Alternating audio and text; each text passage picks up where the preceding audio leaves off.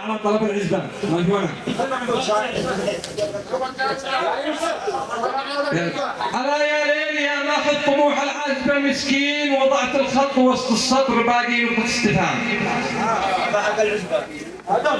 جعلت الحزن يا ليلي يزاحمنا على الخطين يعذبنا ويقهرنا وينتج من وجعنا افلام.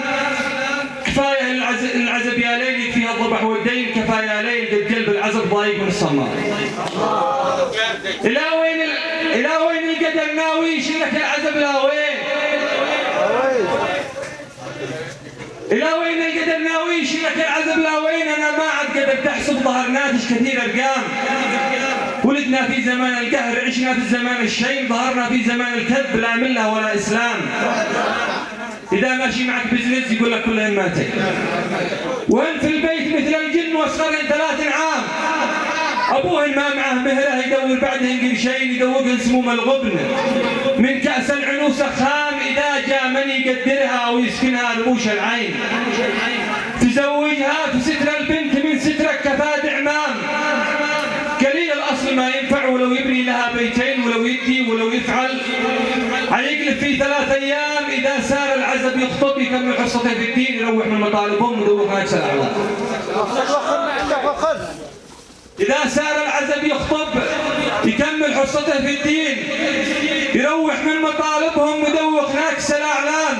يقول اشتي وهي تشتي وعد خالاتها يشتين وحق العم وحق العم والعمة وباقي كامل الأرحام. يقول اشتي ضاب صافي منقى من جبال الصين وحفلة خارج الكوكب وحفلة في أمستردام. يقول البنت تشتي قصر ما هو من حجر أو طين بناياته من الفضة وتصميمه من الإهرام. يقول البنت لا ضاقت سفرها إلى برلين وتخضع لا تعاتبها ولو تقش لك الصدار. يقول البنت بعض الأحيان بتخزن في شقين بلبس أحمر ومتفاعل وقرطاس الحبيب قطان.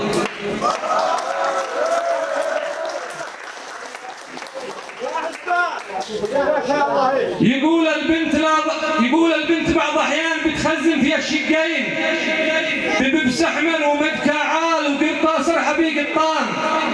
فديتكم يا عمي وعين لي طريق ذا الحين خسارة قيمة التفاح في شليت والشمال. جعل لك وعس يا عمي يصيبك أمر من أمرين، تعيش العمر متضايق أو إنك تشتغل خدام. جعل لك فاجعة كبرى تشيل لك ما أنت عارف فين وترجع منتهي خالص ولا تصلح الاستخدام. جعل لك مشكلة في خبط تتضارب مع ألفين يدقوا عظم راسك دق صورة وحشية وجرام. أنا ما جيت أغير جو والعبها على الحبلين، أنا جيت أطلبك بنتك رجالة معرفة وإقدام.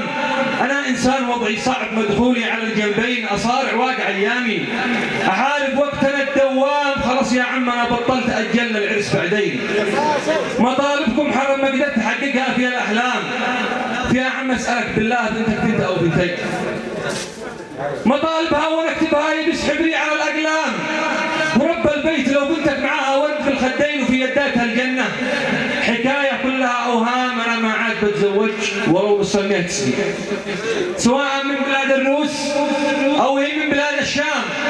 إذا كان الزواجه نصر وعواد الزواجه لين فناول خبرها العزبان نرفع راية السلام.